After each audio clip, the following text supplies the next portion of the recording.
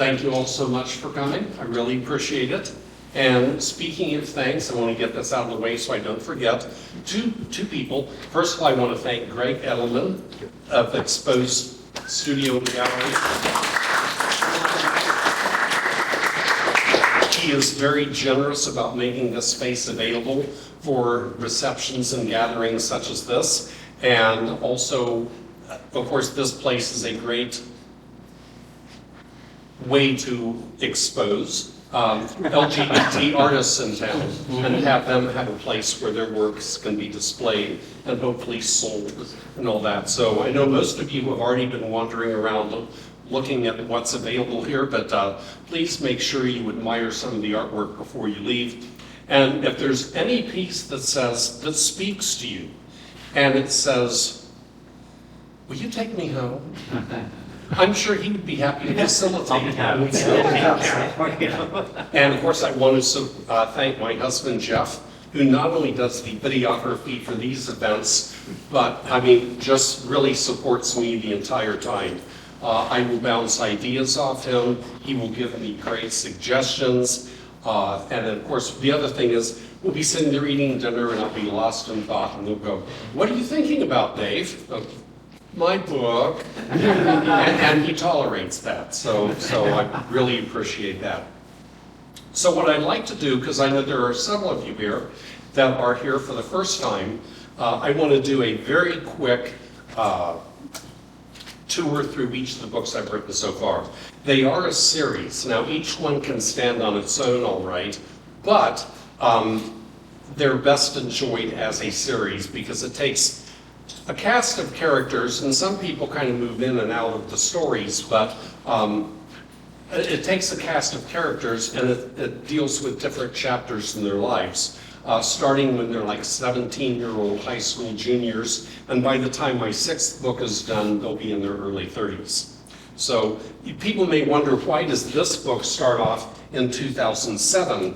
Well, that's because I had to start this start the timeline in 2007 when they're 17-year-olds so that they can properly age, so that by the time the last book takes place in 2022, they can be 32. Because I'm realistic that way. But anyway, so the first book, maybe this year, introduces a young man who at the time was Brian. He changes his name, which we'll get to, and Chris, 2 high school juniors, inseparable best friends who finally, near the end of their junior year, figure out there's a little more than friendship going on here. And of course, the only problem is that Brian's father is the head pastor of Kansas City's largest right-wing evangelical church, and so that goes over about as well as you think it's going to go over. The other thing I'll say, though, is I try to incorporate, and that's why the timing of the books is important too, I try to really incorporate what's going on in the community at that time. Because in the mid-2000s, these organizations like Exodus and Focus on the Family and stuff like that were very active. And they had these people who claimed you could pray the gay away and ex-gay therapy and all that stuff. And it was really prominent in the mid-70s. And that's the environment into which Brian came out. Of course, his father tries to get him to go to all this counseling and all that. And he runs away from him, not to give away the spoiler. But anyway, the second book, Instant Adult, is his senior year. He has found himself in Los Angeles, out on his own, and he learns about life really fast. Fortunately, he finds a great place to live and a sort of a supportive new family, so to speak, but still he's dealing with suddenly being out on his own as a senior in high school, and a lot of that, deals with him here. In Open Books Closed Set is, I should mention he changes his name because when he runs away from home, he's still 17. And so if they find him, they can legally send him back to his parents. So as soon as he turns 18, he changes his name, again, because he really just wants to leave Kansas behind. He doesn't want people from Kansas to find him. He changes his name, all that. So this is college. I should mention, because it's going to come into play in my new book, Karma Train from Kansas, that you have a kid out on his own and he wants to go to UCLA, and he discovers pretty soon that he can't really pay for that with a grocery store job. So he has to find another way to earn money, and he finds that in the adult entertainment industry. In more street terms, he becomes a porn star. But that's how he pays for college, and that creates some problems of its own. This is my next and most recent one, If I Seem Quiet. By now, Ryan has graduated from college. He's got a job in Scottsdale with a high-tech firm. Been out here 4 years now. So some years have passed. This book actually starts with a different set of characters. This starts with a fellow named Aaron, who lives in Tempe. And without giving too much weight, he first of all, he joins our local LGBT band, first supposedly as a straight ally, and then soon enough he kind of wakes up to the fact of what he's been avoiding all these years. But then at some point he meets Ryan from the first 3 books, and things happen, all kinds of interesting relationship dynamics happen. Because again, Aaron is brand new, fresh out of the closet, and he has a totally different perspective on relationships than Ryan does, who by now has been out for years. So some of that plays into that. So now we get to Karma Train from Kansas. And one of the reasons I wanted to kind of go through my previous books is, in a lot of ways, this picks up some pieces that were left behind in the very first book. Ryan wanted to leave Kansas behind forever, hoped to never have anything to do with his homophobic parents and all this stuff like that. But you can only escape from the past for so long before it will find you and catch up with you. And that's what happens here. There's a big scandal early in the book. And well, actually, without telling you, let me see if you can tell me. So when you have these big, high-powered televangelists like, Jerry Falwell Jr., or some of you will remember these names, even though I can't. Jimmy Swaggart, Jim Baker, some of these other things. What tends to happen to some of these really high-powered evangelists at some point or another? Fall from grace. Yes, they fall from grace. They get caught in a hotel room with a prostitute, or they get caught, doing drugs, or, some other such debaucherous thing. And so you have Reverend Brad Bauer, the head pastor of the largest megachurch in Kansas, gets caught in just such a scandal. He gets caught with his pants down, so to speak. And so that scandal blows up, and that sets in motion a bunch of things where ultimately Ryan not only hears about what has happened to his estranged father, but the other thing is this.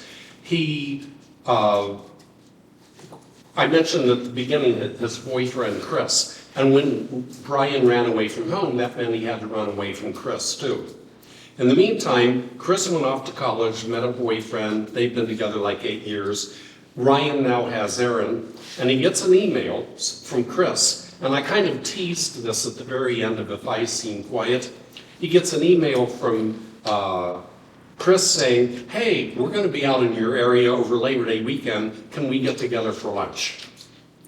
And that leads me to the part of a little excerpt from this book that I want to read for you now. So Ryan and Chris have met for lunch, and I created a fictitious place in Glendale, much like a Panera bread company or a Wildflower bread company or whatever it is. I call it Baker's Cousin. I love to make up names for places.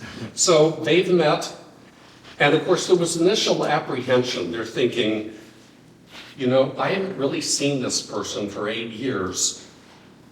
I've changed, he's changed. What if this just falls flat? Or what if we just like the sparks fly and we long for the old times? Just what's going to happen? Anyway, it works out well, they get along great. They spend some time catching themselves up on each other's lives, and then the conversation turns serious because there's a couple things they need to talk about. Ryan took a deep breath. Here goes. Okay, so remember when we were having those Skype calls around Christmas and New Year several years ago? Yeah, geez, that was like what? Late 2008, early 2009? Hard to believe it was that long ago. Well, anyway, it's like everything was going great until you found out I was doing porn. Then suddenly, everything ground to a halt and you didn't want to talk to me anymore. Yeah, sorry. I guess I didn't react to that very well. It's just that, well, it really took me by surprise. It didn't seem like something you would do. It was like, who are you? What have you turned into? I get that. And on one level, I understand. But on another level, that really hurt. It's like it was wonderful that we were getting back in touch and we talked about seeing each other next summer and all that, and then poof, it all got taken away. Chris looked down at his plate. He took another bite of his sandwich to distract himself. Ryan continued. Anyway, so here we are. It's great to see you and talk with you again. But what happens next? I know you have Seth and I have Aaron, so we can't be partners. We live on opposite sides of the country. Chris lives in Washington, D.C.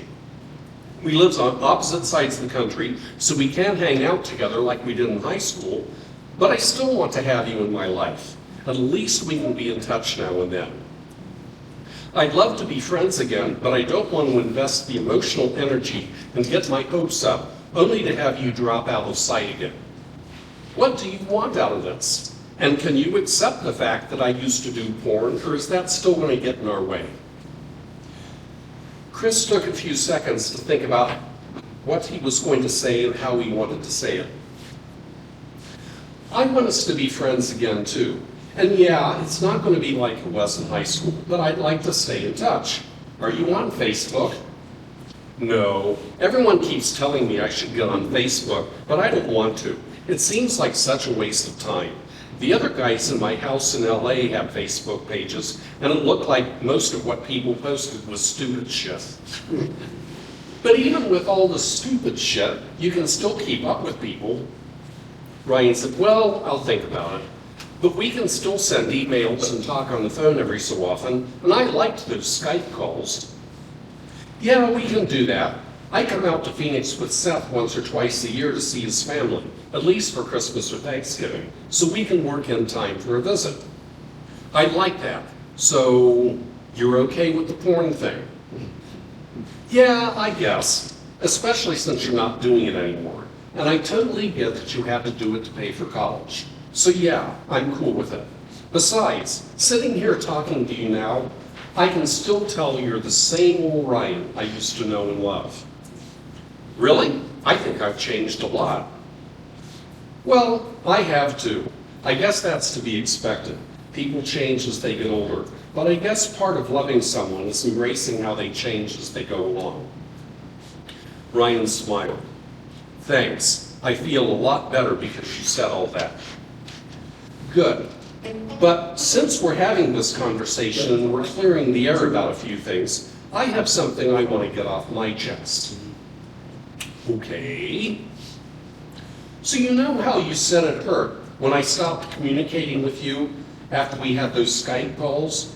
Well, how do you think I felt when you ran away from home? The first thing I thought was maybe you killed yourself, or you'd been kidnapped. I had no way of knowing whether you were safe or in danger. I was worried sick about you. Now I totally understand why you did it and why you had to stay invisible until you turned 18. But why didn't you get back in touch with me then? I mean, I appreciate that you sent me a Christmas card. At least that let me know what happened and that you were alive. But you still didn't give me any way to get in touch with you. I would have liked to send you a Christmas card. It's like you didn't even trust me enough to tell me where you were and how to get in touch with you. That really hurt. It still does. Not to mention how much it hurt to have you ripped out of my life. You're right. With 2020 hindsight, yes, I should have gotten back in touch with you sooner. But the biggest thing is you didn't trust me. It could have turned out differently. We could have still gone to college together and we'd be a couple right now. Ryan sighed. Yeah, you're totally right. I'm really, really sorry. But there's still the question of how I would have supported myself and paid for college. I still needed to earn a lot more money than I could make at a grocery store job.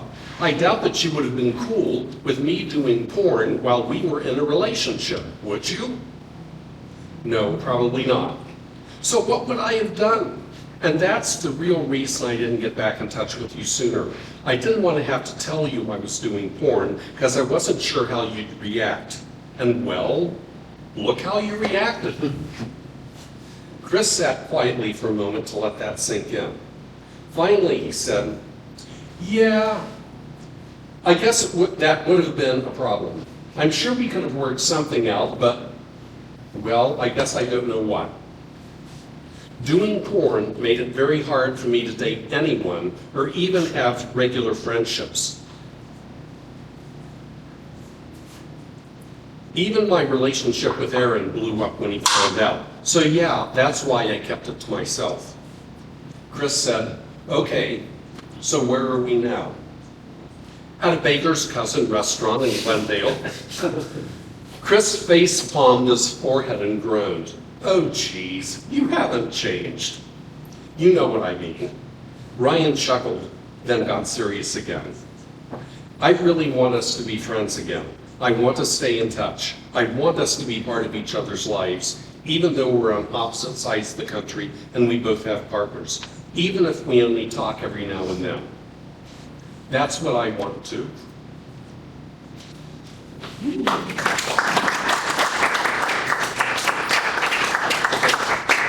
So people ask me at each one of the readings to my previous books, are Ryan and Chris going to get back together again? Are they going to get back together again? Well, at least they're going to be friends again. So at least that's where it's going to be in this book. In the last book, well, who knows? Anyway, so let me open it up now, and please feel free to ask me whatever you like. You said you have another book coming out? I have one more book in this series. Because I thought originally there was just 4, and I'm glad there's 5 and 6 coming up. Mhm. So I can, in fact, give you guys a little teaser. First of all, when you get the bookmarks, I wanted to do one last order of bookmarks, not another one after the next book comes out.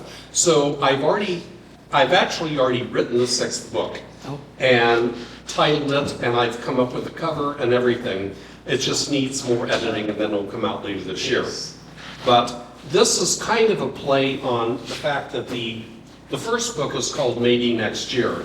And that's because they're in high school and they're thinking, well, maybe next year when we go off to college, I can be more openly gay. Next year when we go off to college, we can really be a couple. And next year when we, maybe next year, Ryan says that several times. So this is book number 6. Maybe now. And yes, it's a stock photo, but this actually comes really close to what I envision Ryan and Chris actually look like, with Ryan being the blonde one. So that's what you can look for in or around September. Yes? I was going to ask the same question. Oh, okay. How many books? But is there a next series you have in mind? The short answer to the question is no. I don't have anything in mind yet. But as you two well know, and by the way, these 2 individuals are people in my writers group at the Chandler Public Library. And they have been excellent supporters of my work, and they came here, which just blew me away. So thank you both very much. But anyway, as you know, and Dave Peterson, you know this as well, you're a writer when writing is something you can't not do.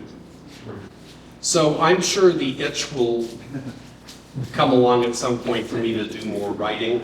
I don't know if I will take on a series. On the other hand, those series are easier to market and easier to sell. So there's that too. You have to keep that in mind. But anyway, I don't have anything concrete in mind after the 6th book. So, but I'm sure I'll come up with something.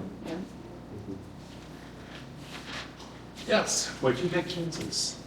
Pardon? Because the sort of genesis of the Yeah.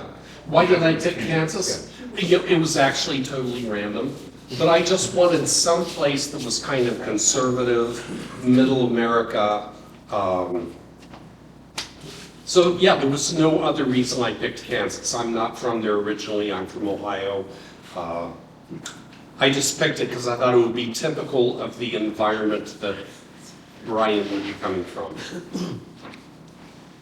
Good choice. Mm-hmm.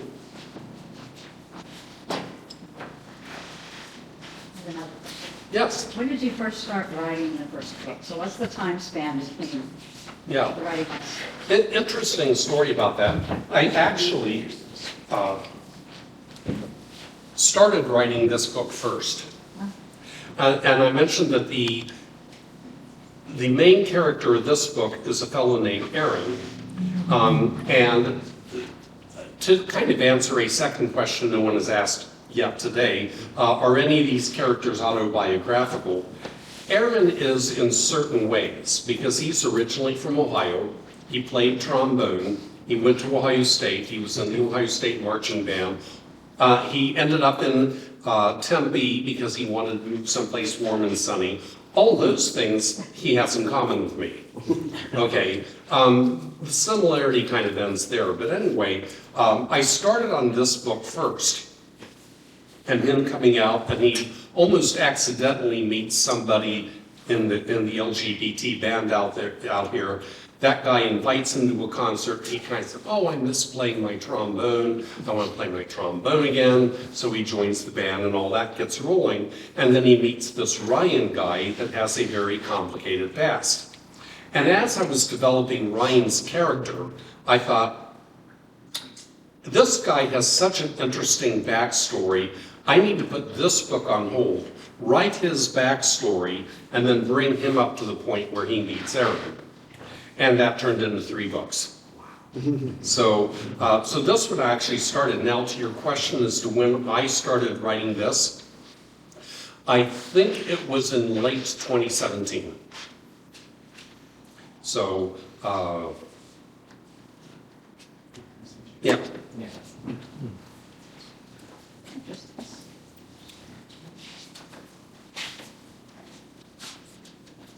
Any other questions? I know some of you have been to all or most of these before, and you've already asked the questions that are burning in your mind.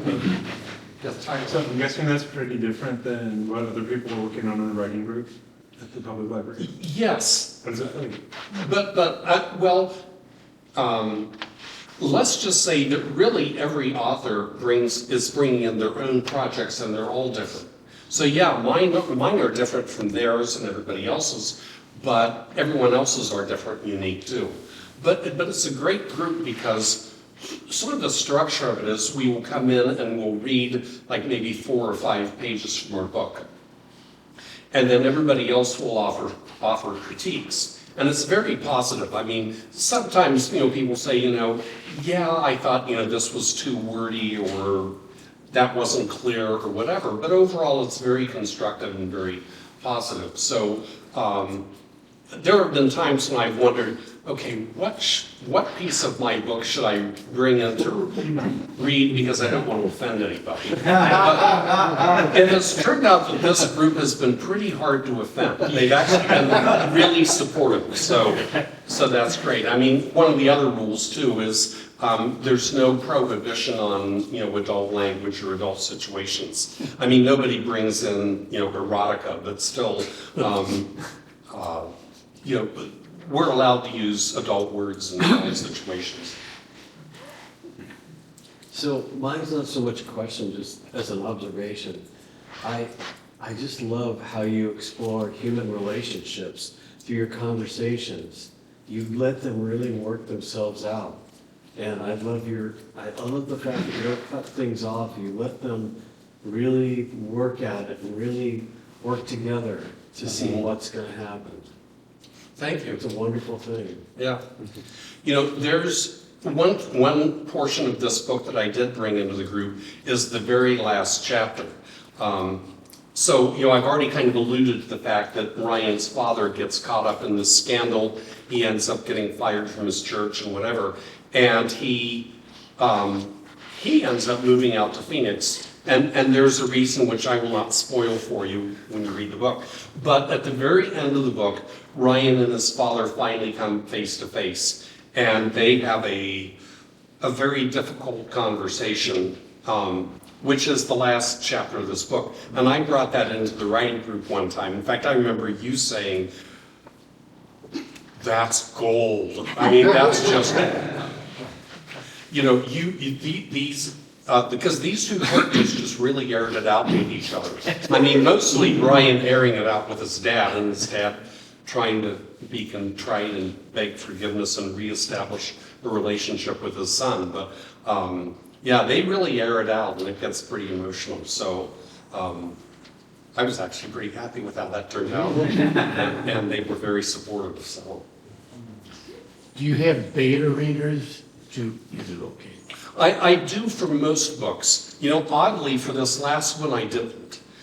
Because I was really confident that I had this the way I wanted and all this stuff. The previous book, If I Seem Quiet, I definitely used beta readers for that. And after they read it, I asked them very specific questions about various scenes, like this scene, keep it, shorten it, or get rid of it. This scene, keep it, shorten, or get rid of it. And I feel like, what did you feel about when I wrote this? And so I got some very good, and actually also with Open Books Closed Sets, I got some very good feedback from people in terms of what they thought would keep it the way it is or shorten it or whatever.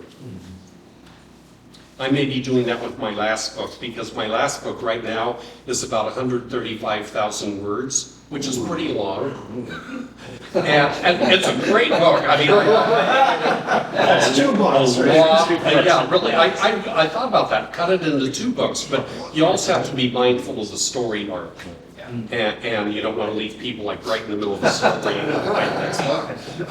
So I will be looking for ways to cut little bits and pieces here and there out of that. But so I may very well use beta readers for that. And I'll even say this now: if any of you are interested in that, come up afterwards and let me know, and I'll keep you in mind. So. But yeah, and for any of you who don't know, the job of a beta reader, at least in my mind, is I let you read the book before I put it out, and I want to hear back what your reader experience is. What was it like for you to consume this book? Were there portions where you go, oh, okay, this is getting boring? Or parts like, you didn't go into this enough. You should have dived deeper, you know. I want to know how the book is experienced by readers. And so that's sort of what beta readers are for, at least in my view. Is it painful for you to have to cut and snip something like the book that's so long? Yeah, you know, there's a phrase among authors, it's killing your darlings. Because you know, and occasionally I realize I'm guilty of, I will leave something in a book just because I think it's funny. And you need a little humor break every now and then. Whereas in the bigger picture, it doesn't really add much to the storyline, except it's funny in the moment, and that moment needed something funny. But I have a hard time killing my darlings. And so that's kind of why I ask the beta readers those questions. It's hard, it is hard for me to cut out stuff out of my own books, because I'm so proud of them. I realize, you know, that I'm only one person and maybe they're too long.